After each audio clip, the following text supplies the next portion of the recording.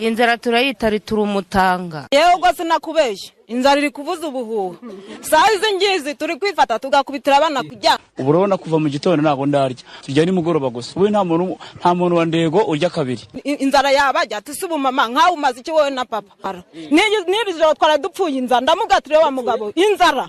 Jewe kuva mu gitondo ubu sinari narya ningera amahirwe kuva mu gitondo sinari narya. Ubu ni sangahe?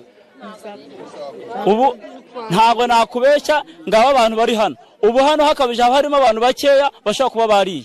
Abandi bose ntago twariye. Abashyashire muri kwibona. Mu muravuga ngo nibongera ijwi ariko ntajwi bakongera kuko nta mwuka. Ntago nakubeshya abantu turapfuye pe. Hariho n'umwana wigeze kuzinzana imwisha ngubita isafira ngo mana nicyo umaze ngiyo ubona nabuze ibyonjya urumva uryamye iki yankubise isafuriya asanze inkono nta kintu kirimo nakana gato nuko kari hano karaje karayinkubita nakanje yesimbesha ndavuga ibyambayeho yarayinkubise kubera inzara yayinkubise isafuriya ndangije nagiye mu nzu ndarira. Ubwo se atetse imitanga wumva ko ubuzima bukomeje yatetse imitanga agira ngo ahunge abana batamugwa mu maso atagwa mbere ye abatagwa imbere ye.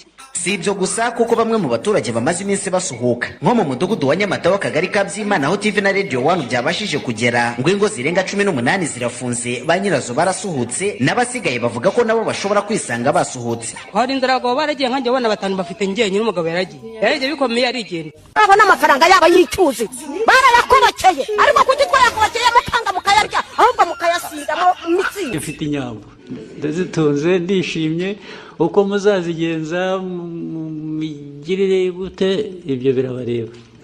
Yes, nge nzatunga ngabe